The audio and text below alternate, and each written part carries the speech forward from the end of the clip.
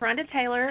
I'm Senior Advisor and Acting Deputy Director in the Office of Public Engagement and Partnerships at the Corporation for National and Community Service. We're so excited that you could join us today to talk about the 9/11 National Day of Service and Remembrance and how you maximize it for your community and your organization. Also joining us today are David Payne, who is the founder and CEO of My Good Deed. David, along with his friend and business colleague Jay Winnick, began My Good Deed to pay honor and tribute to the victims of 9/11. Jay lost his brother, who was a volunteer first responder in the 9/11 attack. CNCS collaborates with My Good Deed, which organizes the 9/11 I Will campaign on behalf of the 9/11 community. You will hear about the I Will campaign during this webinar and how it can help your organization grow this important day of service and remembrance and sustain volunteer activities over time. Also joining us today is Jackie. Jackie is our Director of Marketing here at CNCS. We'll talk to you about resources available to help you raise awareness of 9/11 and your own projects that are available from CNCS, as well as some of the resources that are made available through My Good Deed. Excuse me, because they're having a hard time hearing you. I'm sorry. Okay. You could please speak up. Okay. That'd be great. Thank you.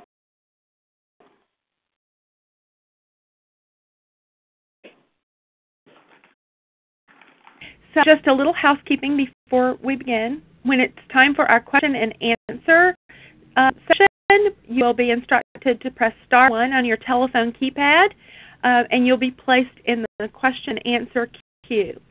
At any point, you can include comments in the chat feature or ask questions in the chat feature. At the end of the presentation, the PowerPoint will be emailed to all participants, and a recording of today's webinar will be posted to our website, www.serve.gov/sept11.asp.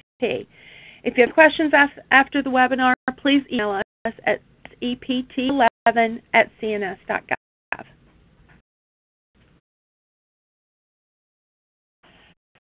Our objectives for today are help you to better utilize the days of service to advance your overall mission and sustainability and your volunteer base and champions for your work, present your data to show the impact of your service work, giving accountability to funders and stakeholders, tell your story to help justify continued funding and other support, and to attract and maintain and sustain volunteers that may come out and volunteer with you, and achieving maximum value for your days of service, including 9/11, for organization and for your community.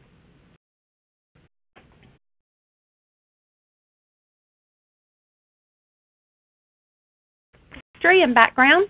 In 2009, Congress designated September 11th as a National Day of Service and Remembrance and charged the Corporation for National and Community Service with supporting this effort across the country.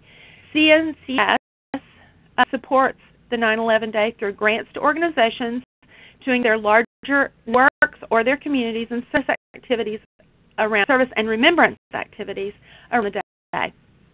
My Deed, David's organization, is one of our collaborators, and they launched the I Will campaign. A full list of our National Day of Service and Remembrance grantees can be found again on our website, serve.gov/sept11. Before we get going on this webinar, I wanted to let everyone know on the phone that CNCS will be launching a new RSVP, Retired and Senior Volunteer Program grant competition. It's coming soon, and the website you can find information about that as soon as the notice of funding is posted. So I hope you will check out regularly our notice of funding opportunities.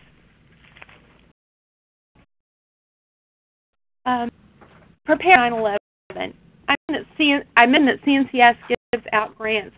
This year, our grants particularly focus our activities in disaster services and mobilizing services with and for veterans and military families. So you'll see more information about that on our website, and particularly you can learn about our focus areas at nationalservice.gov and our measures, performance measures. We'll be encouraging all of our grantees to the extent possible, focus activities in those areas.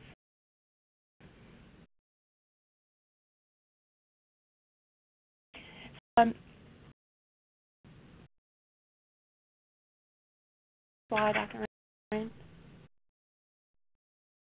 Okay. We'll start this webinar with David Payne, who will talk to you about key findings that will help you promote your day of service. Think more strategically about what's likely to increase your volunteer engagement for the day, and more importantly, increase the likelihood those volunteers will return to your organization and continue to support you and your community. David will present evidence from extensive surveys to help stimulate your thinking about growing and deepening volunteer engagement, and particularly volunteer engagement around 9/11. So it's all yours.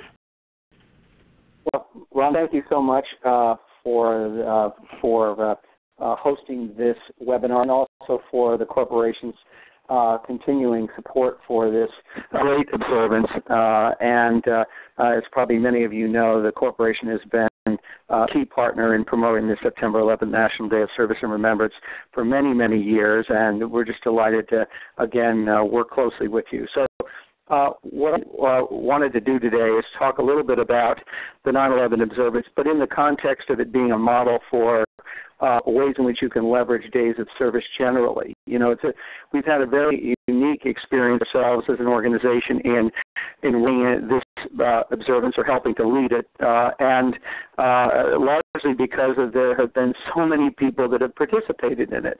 We conducted some very comprehensive research after 9/11 this past year, and there were a record 33 million people that engaged in some form of charitable activity in observance of 9/11. So it was an extraordinary response to the day, but of course that meant that a great many people that participated were not the usual individuals that typically volunteer. They were people that we talk about in the marketing world as being cause-minded versus, say, cause-actives. And, you know, speak maybe in this marketing lingo, because both Jay and I came from the advertising and public relations world before we started this observance back in 2002.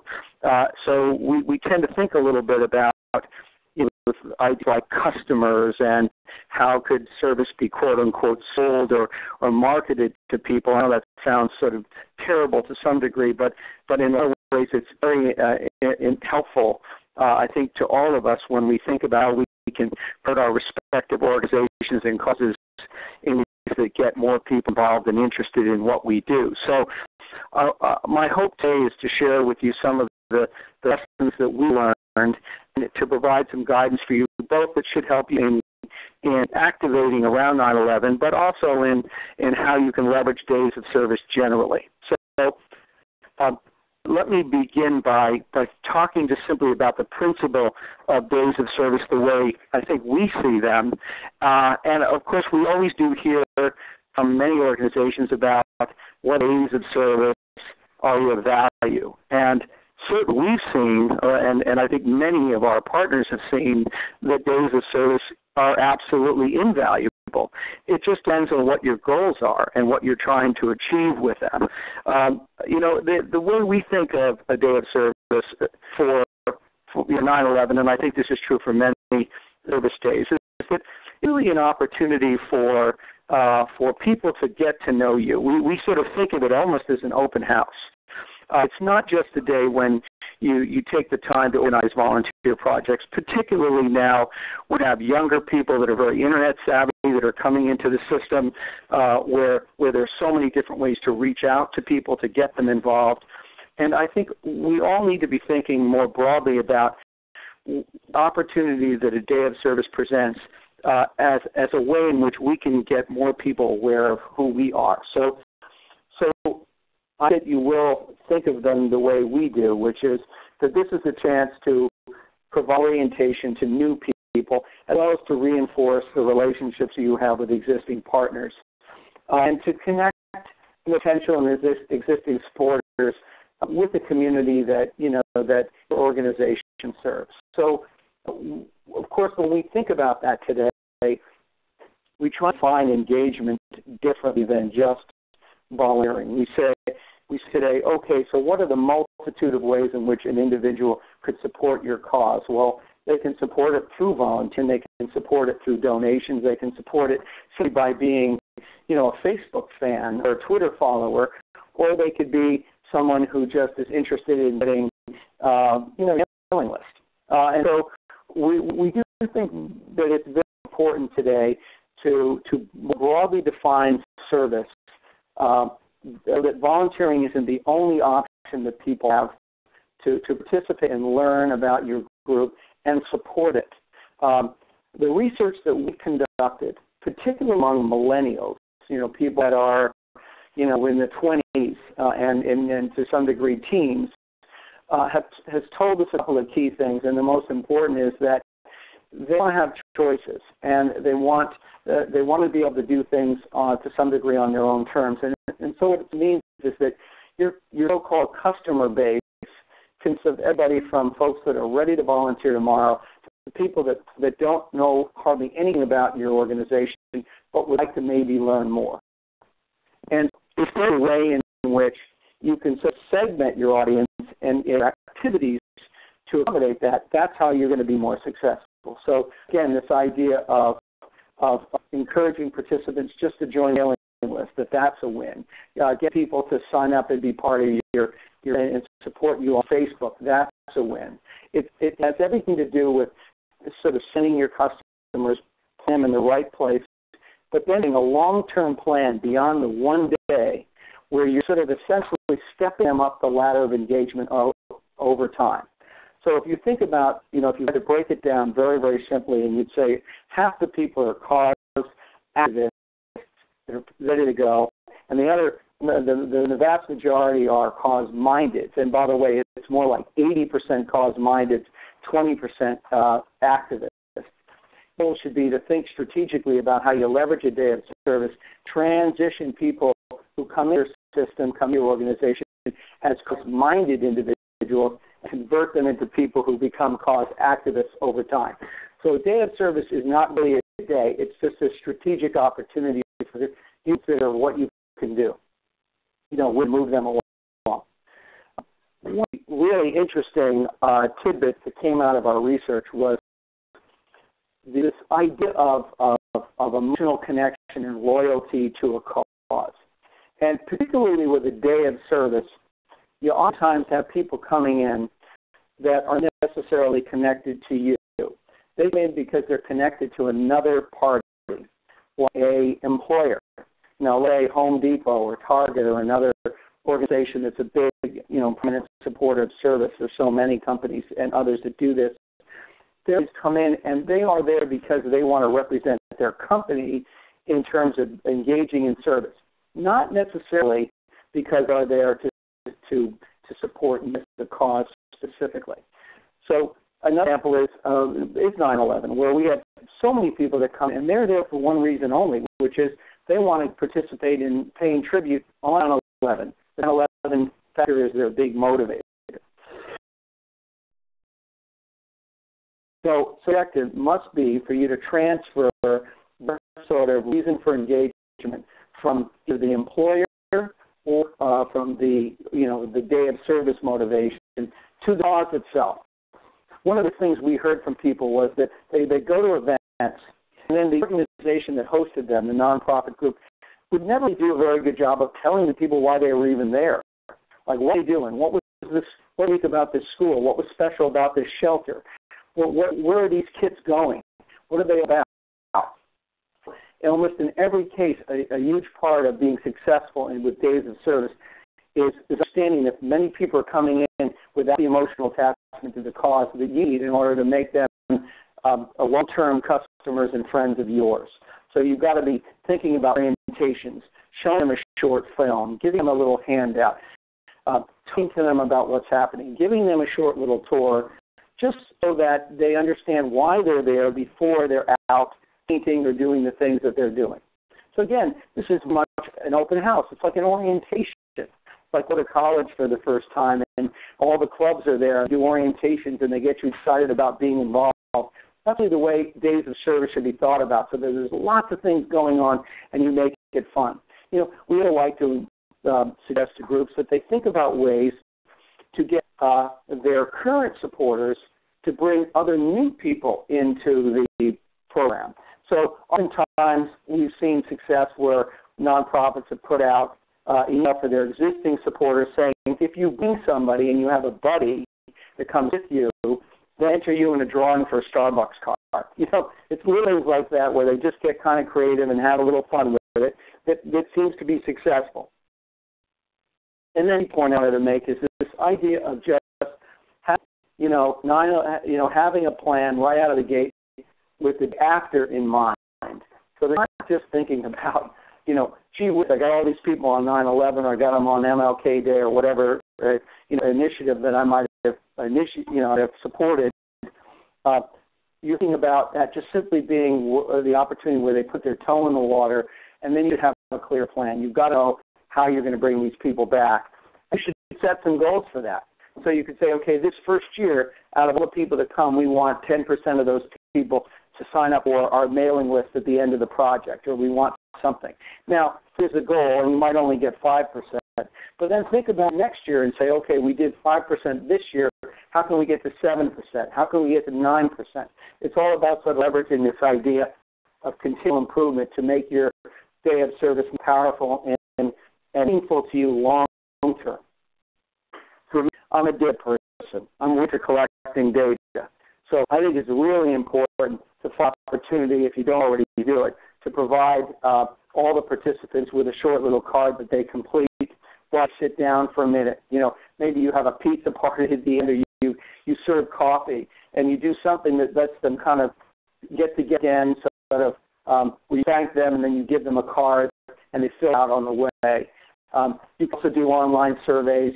SurveyMonkey and other tools are free and easy to use, or relatively free and easy to use. And email your participants if you have email lists you've gathered. But I think it's great just to get the feedback right then and there. And again, you're using that data so you can establish benchmarks or baselines for success. Things about measurement and impact. You can't continue to improve something if you don't know what you've accomplished. So you have data, you got to know who's there, why they're there, the type of people that are there, what motivated them to get involved, what do they think of the experience, are likely to come back again. Those are things that you got to have. Because as you have this big opportunity with 9/11 or another day, and then you waste it, if you don't take full advantage of learning who comes in and how you can get them involved the next time around. You're measuring your success. I know many of your organizations already do this now and do it well, so I would just want to continue to reaffirm the importance of the change in advance so that how you're going to define it. So what is success for you? And again, for a day of service, I would be thinking of it in a multitude of different ways. I'd be saying, well, what does success look like on the social media level? What does it look like when it comes to people who've signed up for our mailing list? What does it look like for people who actually got out and served? What does it look like in terms of the number of new people that got involved that were involved last year that we've never known before? Where did we get those people? So it's just really smart marketing, and if I think all of us in the service community use some of these tools and tips more actively, we're going to be some better results from this service, and frankly, many of the things that we do. So put this in the context of 9/11 so you can understand what this means to you as we move toward this upcoming anniversary off the heels of the year anniversary observance. So I mentioned last year we had an all-encompassing service that involved all around the country. We activated more than 700,000 volunteers, so the 30 million people mentioned that got involved in community service of some nature. We had a terrific school program where we were in 50,000 classrooms doing different things. We had a launch event here in Washington. We were stitching an American flag that had been nearly destroyed in the ground zero attacks. And this event involved more than 200 members of Congress and the first responders, family members, and others. And then we had kiosks in many places. We focused quite a bit on social media. We did that. We said that's important. However we get people involved, that counts. What ended up happening is there was so much social media attention that at 911 Day became the #1 trending user on Twitter worldwide on September 11th. And of course, we'll push that again this year to encourage people to use the hashtag 911 Day and tweet and talk about the observance. It's just a very powerful way to get going. And our sort of launch date happens to be August the 16th, when we have what we're sort of defining as a big social media roadblock. We have more than 60 celebrities and others that will be beginning to tweet about 9/11 Day at that time, urging people to get in and serve on September 11th and to support various charitable causes. This is a tremendous opportunity for you to join in, so you should definitely put the 16th on your calendar in the morning and start posting positive messages and doing at 9/11 Day, and then we hope that we'll begin to trend both on that day and, of course, more so as we get closer to 11. Many of you probably have Facebook, pages and other ways in which you get people involved here.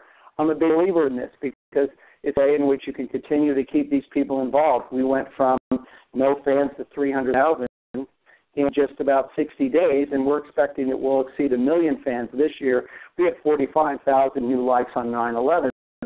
So you're going to want to count that. That means something to you as well, because these people that stay in your community, these are people you can post information to. These are folks that ultimately you can begin to move them into other activities. It's about having an all-encompassing, comprehensive outreach strategy. You can see also, too, that with serveandserve.gov, there are so many great ways in which you can participate through the social media effort. We have our page, but of course, United We Serve, serve.gov have a lot of their initiatives and social media activities. So participate everywhere you possibly can. And of course, we're going to be watching a lot of this ourselves and retweeting and reposting as much of what you share with us as we possibly can. This just is what it looked like last year when I was referring to the 33 million Americans got involved in service. So a remarkable number of almost 40%, of nearly 80 million that remember the day through some activity, including prayer and private forms of remembrance. And over time, it'll be service that'll be the primary legacy of 9/11 as the years go by. So it's a great opportunity for everybody to get involved. And you can see it was across the board, not just in any one region of the country. In fact, we did pretty as well in the South as we did in the Northeast, where the attacks actually happened. What was interesting was the large number of people who participated who said they rarely volunteer. So, and 9/11 was attracted a lot of people who don't normally and traditionally volunteer. Largely that had to do with our call to action. We said, do whatever you care about, even a good deed counts. Or to our Facebook page, or follow us on Twitter. We gave people opportunities to support us by not locking them into any one way of doing it. And I think that's a very important lesson for almost everybody in every organization in service today. This was, an indication of what the even future holds. Well, we had 52% of the people who didn't participate say they'd like to, if they just simply were asked. One reason why people didn't participate in 9/11 last year was that they didn't run into an opportunity. They didn't have a faith association or a school or an employer or another entity reach out to them and say, we're having a project for 9/11, would you like to participate? Had they run into that, we would have had another 25 million people participate above the 33. So, number one call to action for everyone is, hey, do something. Plan something for 9/11. And if it's a volunteer project and it's open to the public, make sure you register it with All for Good, because on our site, we're going to every single one of those projects and make them available to a very easy search engine. Public will simply show that if they know about the day, then they weren't likely to participate, but if they heard of it, they were. So all of your efforts to build awareness of it will result in more people participating. Again, what we're simply saying here is that there's going to be a tremendous climate of opportunity for all of you to get involved if you kind of approach it in these sort of interesting ways. We have a very significant PSA campaign this year. There were more than 20 million donated media with a lot of celebrities involved in a great campaign. Kick off on the 16th of August and carry through to 9/11 this year. Spots will be available through serve.gov and on our website at 911day.org. You can download them. They are agnostic to any cost. So at the bottom of them, separately, put a little support, button that relates to your organization. If you do that, what we found was that people who see those PSAs are much more likely to support your cause than if they didn't see them. So this is an example. So in research, we found that for people that saw PSAs last year, 65% of them were likely to participate or participated compared to just 16% of people who didn't see them, which was very meaningful. And, or 46% that didn't see them. And then it doubled people's interest in donating if they saw them, and it doubled their interest in volunteering.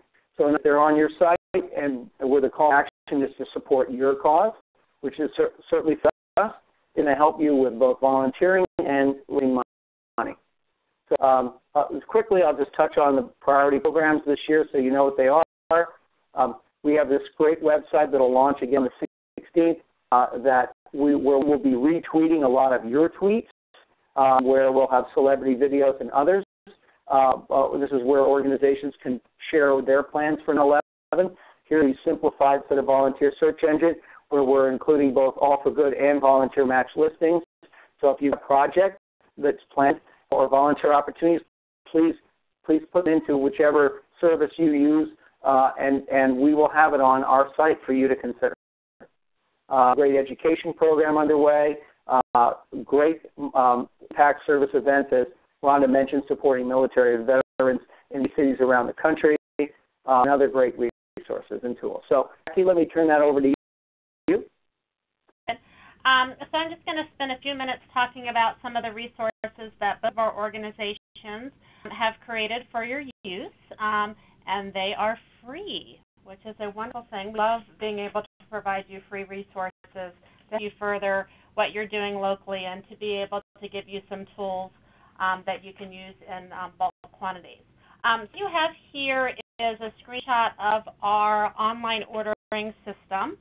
And these are, we're going to pull up the actual site and kind of show you how you can access these free resources and order them through the corporation's website. You can get to it by going to National Service, www.nationalservice.org/hubs, and that will take you right into this home page. If you notice on the recently added products, you see we have just recently added the September 11th free resources. So when you use the system, you can search by on recently added products. If you look also over to the right-hand side, you'll see all the different resources that you can get. And if you go down by program and initiative, you'll see the second to the bottom is the 9/11 Day of Service and Remembrance. And click on that. That's going to bring up all of the September 11th resources. Flip back to the PowerPoint where you can see them in a larger size, but this is where you'll be able to order all of the resources. It's just like Amazon. You add them to your cart, you check out, and it's really a great system for you to be able to get the materials that you need. We do set limits on some of the materials, but that doesn't mean you can't get additional quantities. So let's say, for example, you wanted to order item number 4, the 11 by 17 poster, and you wanted to order 200 because you had a big event or something that you were working on, and the system only allows you to order 25. You're able to type in what you're doing. You would tell me, I'm doing an event and we need additional posters for the following reason. When you submit that through the system, I get an email, and then I would approve your order, based on what your actual event is. So please feel free to order what you need for your events, and we will, support those requests. So let's check to the PowerPoint slide so you can see some of the items in a little larger format.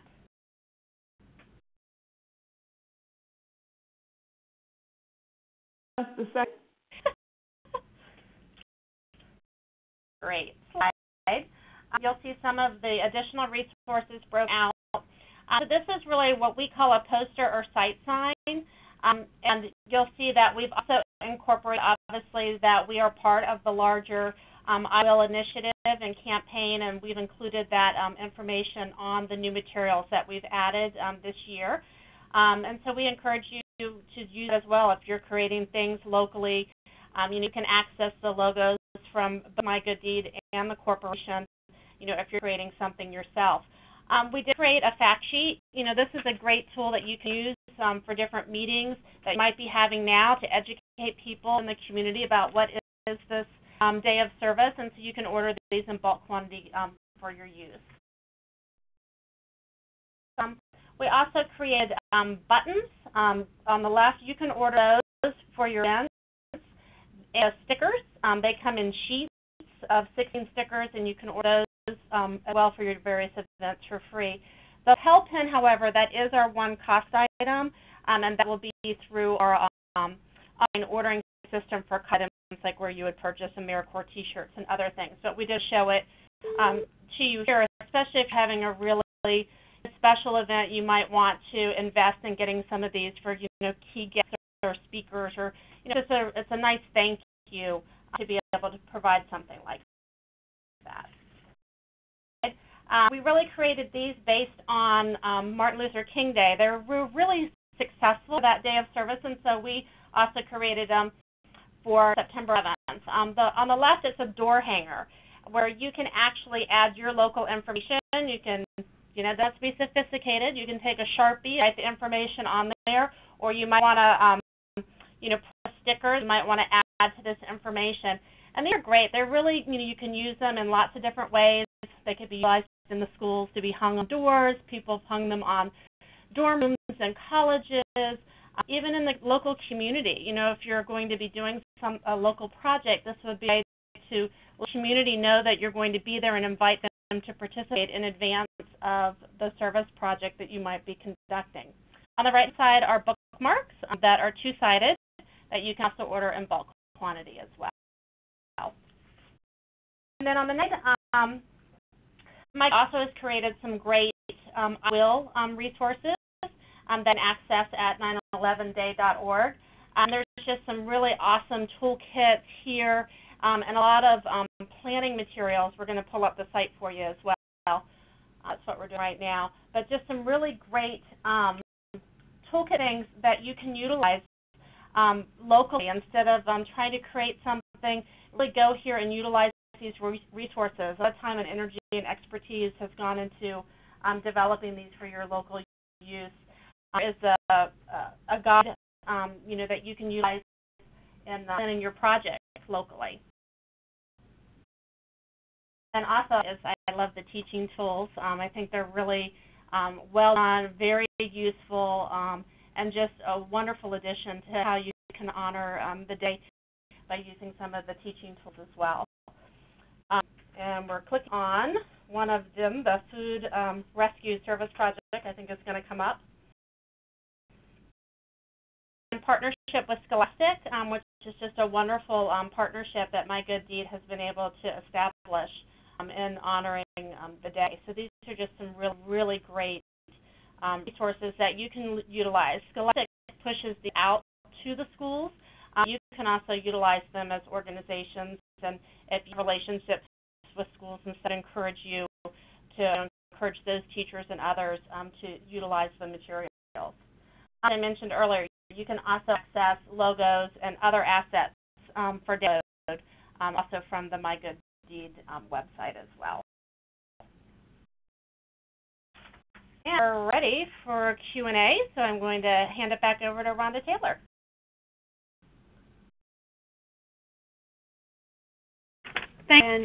Thank you, David. I want to take just a minute to thank our colleagues at Campaign Consultation. They helped us all of the materials and logistics for this webinar, and so you've heard their voices from time to time. Thank you, friends and colleagues at Campaign Consultation.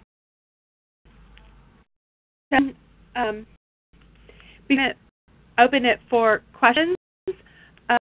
I just wanted to, reiterate a couple of things that David and Jackie both said. Some great resources on both of our websites.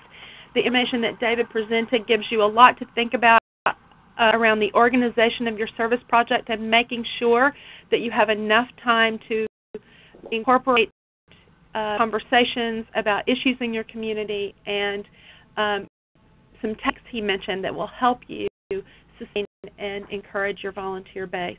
So, Holly, could we open it for Q&A? Thank you. At this time, we'll begin the question and answer session. At this time, if you'd like to ask a question, please press star, then 1 on your phone, and please record your first and your last name when prompted. May I introduce you? That's star, then 1. Time to withdraw your question, star, then 2. To ask a question, star 1. One moment, please. While we're waiting for questions to come in through the line, we do have a question in the chat feature. The question is asking whether or not there is a press release template that's available that emphasizes the 9/11 Day of Service. Corporation for National and Community Service. We will have another webinar on August 9th. And that webinar on August 9th will focus on media relations and tools and resources and messaging around media. So I encourage you to tune back in on August 9th, or at least sign up to get the materials. This is David, too, and just to add that there will be a marketing sort of PR toolkit that will be added on the website as well that will provide, like last year, some template press releases and PSAs and other sort of scripts and things that you can use in your own communities. Great. A question as well. Are there some other examples of successful 9/11 Day of Service projects that you can share?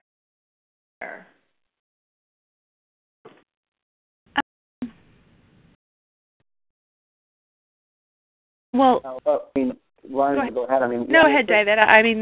There are tons. Go ahead. There are thousands of them. It just kind of depends on sort of the nature of the project you're interested in doing. But what we tended to find is that first of all, we get a lot of people that want to show up. So the thing we're thinking about is how do we handle a large number of volunteers, and so that tends to put us in a situation where we have where we have activities that accommodate a variety of different groups of people. So oftentimes we'll go to public schools as a charity group, and we will engage in lots of different things happening. So we might have crafts projects for 10 or 15 people. We might be helping to reorganize the library for another 30 people. There may be a meal outside where we've got 20 people to that. We may also be selling care packages for military personnel. This year, in a number of communities, we're assembling comfort kits for homeless individuals. But then we have a separate group of people that are doing little cards and letters that are going into the Ziploc bags that contain those materials. So we've kind of been successful as we break people up into different groups. We don't expect more than about a 2-hour commitment, and so where we can actually do it in shifts. And the other thing we do try to do is we try to pick projects that are not busy work. We are really trying to do something that they need, and the resources, the money, the people that are involved are of great value to them, and not just a lot of people doing different things. The other thing I have learned as well is that it's usually better not to have too many speeches up front. You want some talking. You do want to orient them on cause so they get an emotional connection, but you want to get people working as fast as possible. So those are a few kind of general best practices I've seen that have worked. And of course, you can certainly email me with any specific questions at all. And it's david.payne, P-A-I-N-E, at 911day.org. And I'm happy to answer questions, provide additional information about best practices specific to your needs. I would say that the list of successful and wonderful projects is only limited by your imagination. We have any number of things provide you samples of. We have toolkits online that give you suggested kind of ideas and topics, but anything from really great drives that involve your whole community to restock food pantries to in climates and communities where it's to gain fresh produce, to bring homes for disabled or elderly, or helping prepare home for homecoming for soldiers. I mean, the list is really long. I think the important thing is that whatever you're doing meets a real community need, because your volunteers want to be doing something that they feel like is important. So I think it's key to a successful project is to assess the needs and the attractiveness of need to your volunteers.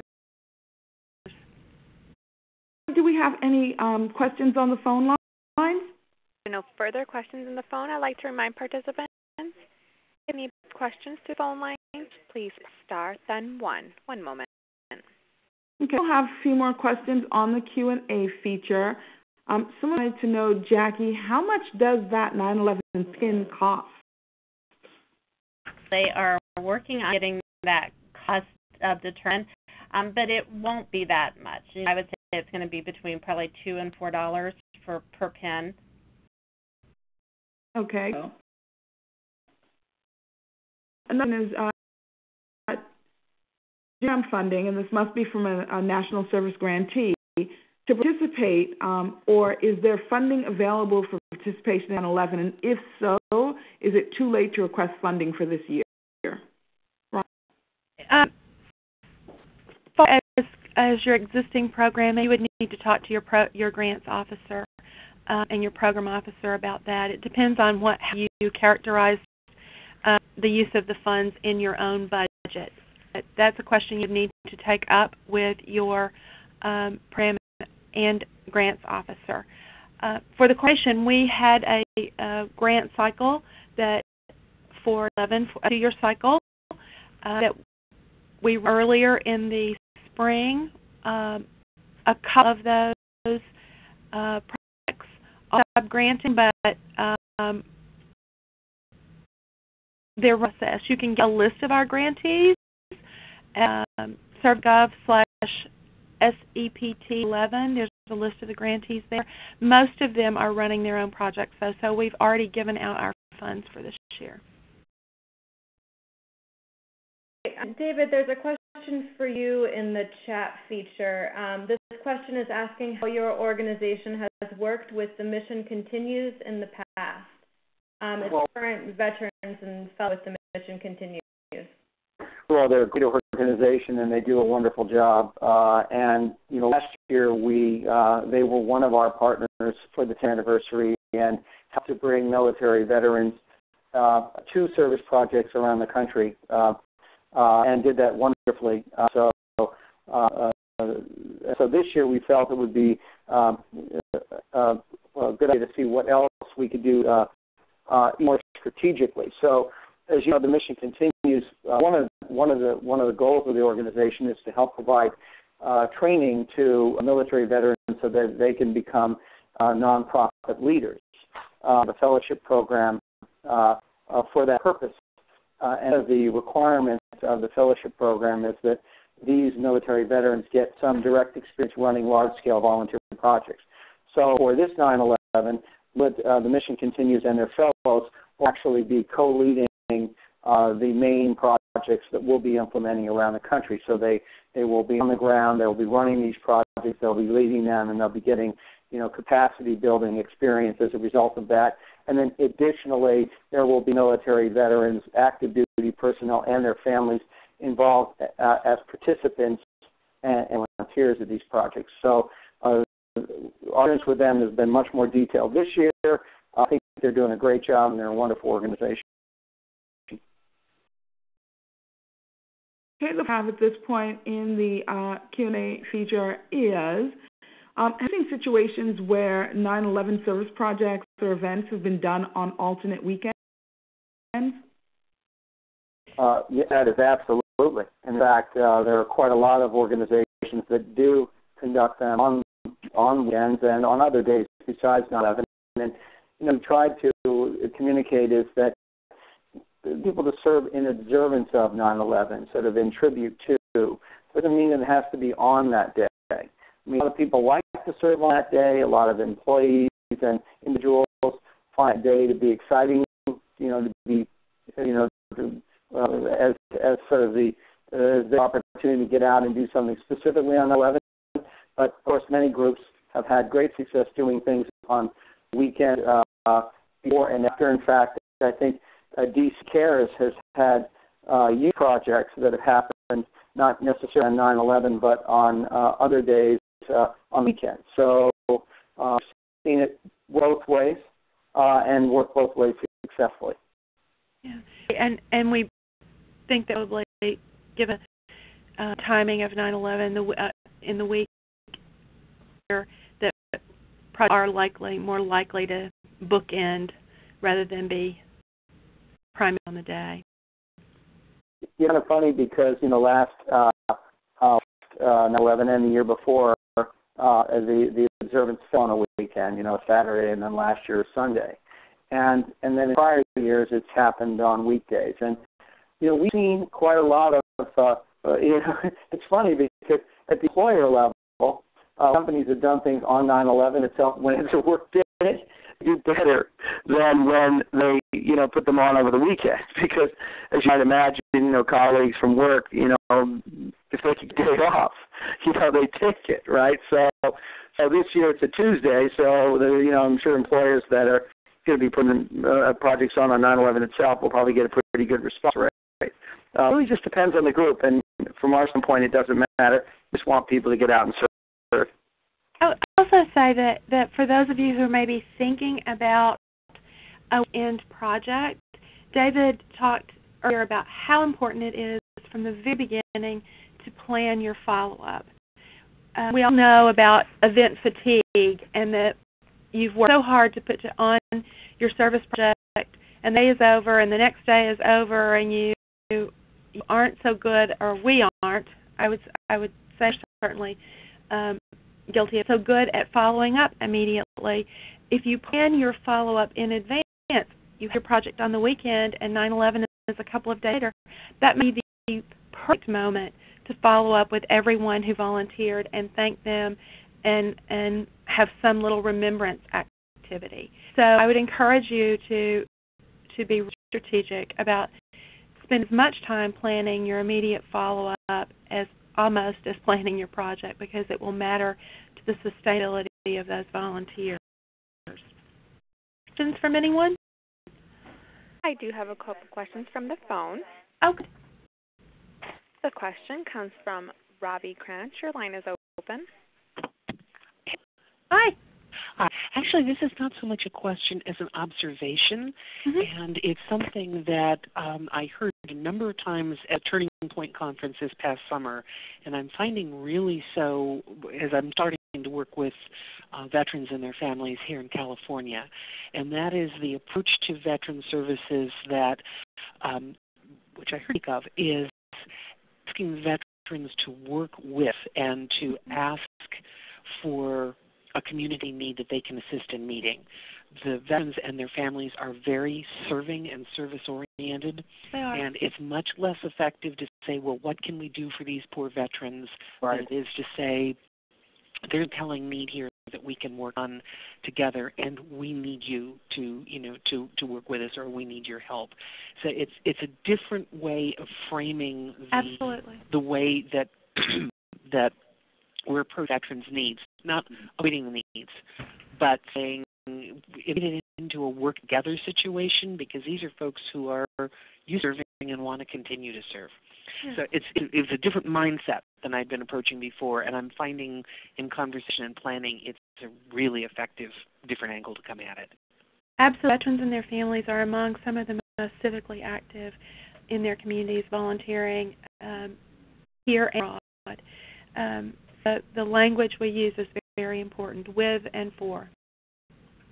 Well, as I know, the mission continues. We're on the call, and other, veteran serving organizations. I mean, they're very sensitive about the importance of making sure that we're positioning veterans as leaders. People that are capable of bringing these amazing skills and talents to bear to help with nonprofits in the private sector as community and business leaders. So, in all the projects that we were doing, it was very important. Not so much that we were helping to work exclusively in supporting veterans in need, even though there are certainly many that do need, do special needs, but also that these, the veterans that would be seen by the media, by volunteers, were out front leading. And so you make such a wonderful observation in that regard.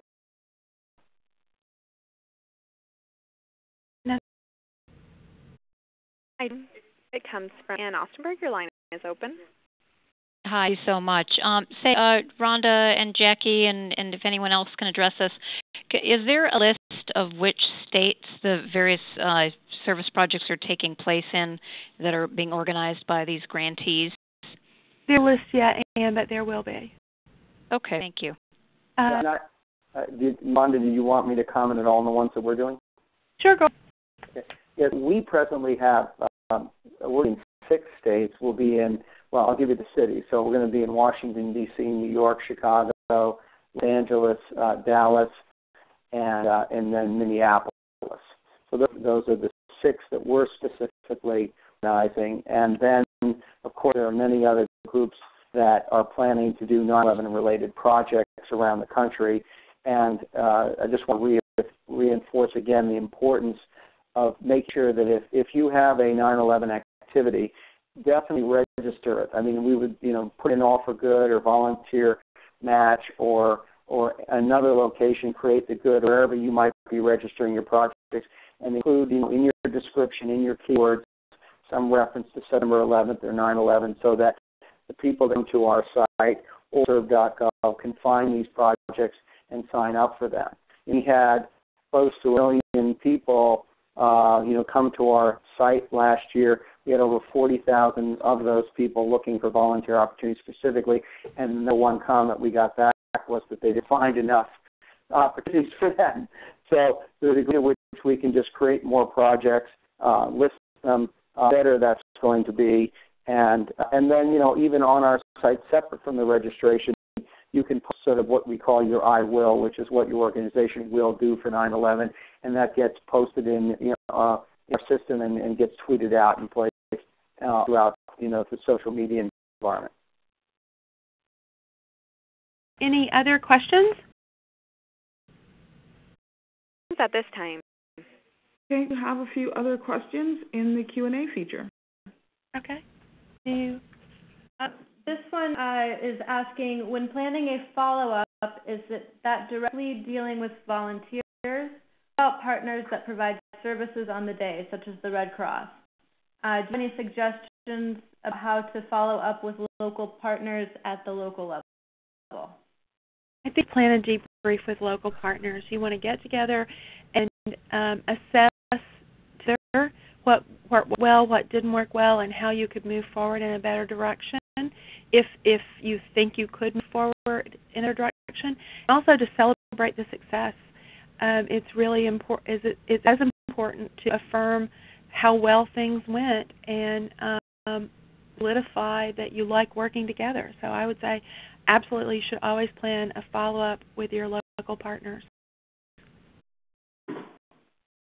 We know of the hour and that some people are going to be signing off. We're going to be opening up a poll for you to give us feedback. The poll is on the right side of the screen, right about where the question and answer and the Q&A feature are. That poll is open now. If you would just use that to answer a few questions and give us feedback about this webinar so that we can improve future webinars. However, we will stay online and answer remaining questions.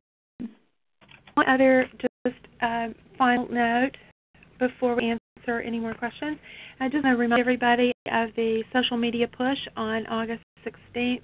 It could really help you boost your local presence and your own local project as well as create a buzz That always helps. You know, the rising tide does lift all boats. So just encourage you to think about a social media push in mid-August. Other questions?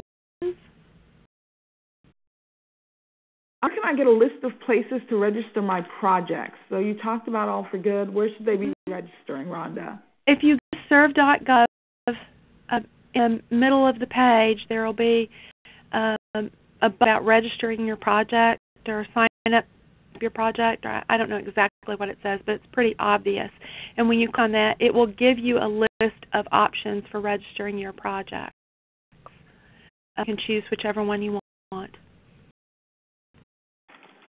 Which one you choose, those projects will feed into our central database and will be available for search on our site and other.gov.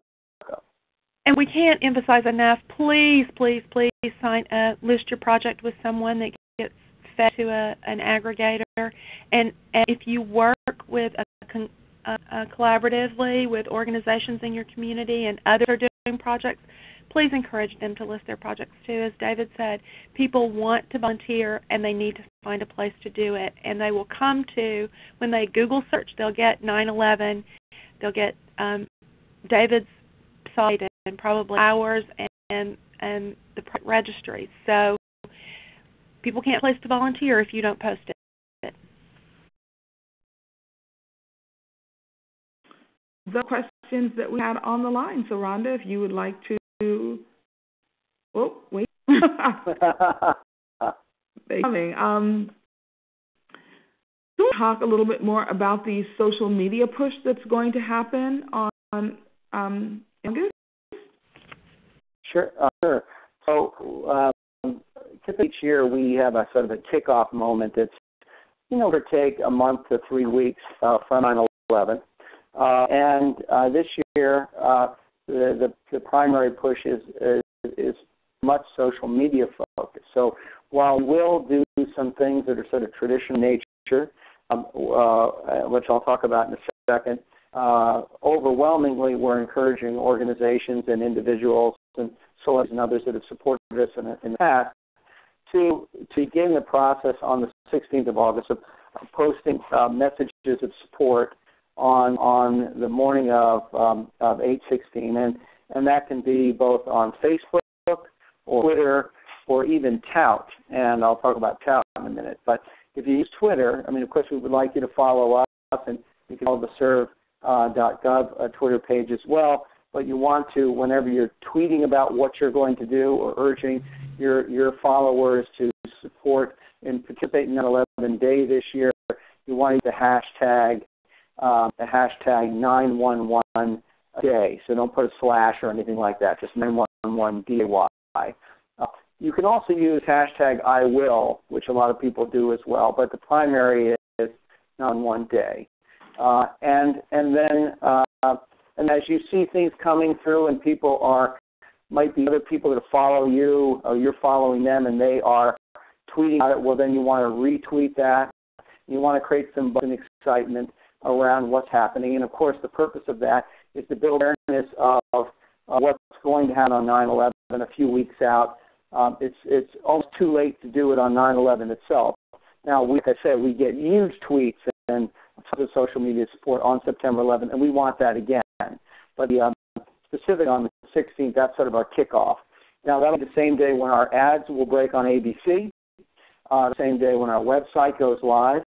We have the one that currently has all the resources on right now. That's actually an interim site. All those same resources will be on the permanent site. They'll be identical. So don't worry when it switches over. It'll be a little cooler and neater and have more functionality. But breaks on the 16th. On Facebook, you can join our Facebook page, as well as CNCS's and the serve.gov page. Ours is just Facebook.com/911 day. You can be a fan of that page, but you can also post on your own page, what you're doing. You can post on our page, too, what your sort of I will is. So you can explain what your organization is planning to do, and you can actually post that on our page. So we're one of the few pages that has sort of the opportunity for our fans and followers to provide live feedback. Account is a new tool that is a video tweet for all practical purposes. You can go to tech.com. You can set up an organization account. It's free, just like Twitter. And you can tape a 15-second video. You can edit it, make sure you're happy with it, and then you can push it out through Facebook and through Twitter and other mechanisms. So it's a new way of getting word out. And our website will actually have an out feature built in. So when people come to our site and they post an article, they can share it through Facebook, Twitter, or they can even add a video. So that's sort of, in essence, what's happening through social media. And again, we have a lot of celebrities in the NFL and lots of other organizations jumping in to participate. And then in New York specifically, in Times Square, we have this giant 30-foot I Will sculpture, which you'll actually see in one of the videos that we have on our site. And we're going to have that down on Military Island outside of Good Morning America Studios. We're in conversation with their producers about having them do a story about the kickoff of the campaign. And for at least a day, we're going to have people from throughout the city and many other folks and children and others coming down from some schools and posting, standing on the sculpture and posting their will, and we'll be sharing those photos online. So it'll be a lot of fun. We're going to take this one final question, which is someone wants to know, David, what activities you have going on in Washington, D.C., and will they take place on 9/11 or the weekend prior? Well, so we are working, our primary, it's one of our primary markets for service activities in partnership with CNCS, and the project is specifically on 9/11. We haven't announced the location and details of it yet, but of course it'll be in partnership with and led by the Mission Continues and the Washington, D.C. area, Baltimore area Volunteers of America organization. So we'll have a project specifically on September 11th. We're expecting to activate anywhere from 200 to 400 or more volunteers just for that one project. Thank you. With that, we are going to wrap up. We will, for the person who's asking about social media, you connect with serve.gov, so it's facebook.com/serve, the word .dot. I'm sorry, facebook.com/serve, and that will take you to the Corporation National and Community Services site, or at serve.gov on Twitter. David, would you repeat your Facebook, it's facebook.com/911day. And then Twitter, the same, it's twitter.com/911day. And then you can go to our YouTube page if you want to, and you can actually see the videos that we have. There's lots of them. There's the two most recent ones are right up front. You can download the links there, or I just sent them. I just attached them in the chat box. That's a little different. That's YouTube.com 9/11 Day of Service. That's the only one we couldn't get 9/11 Day.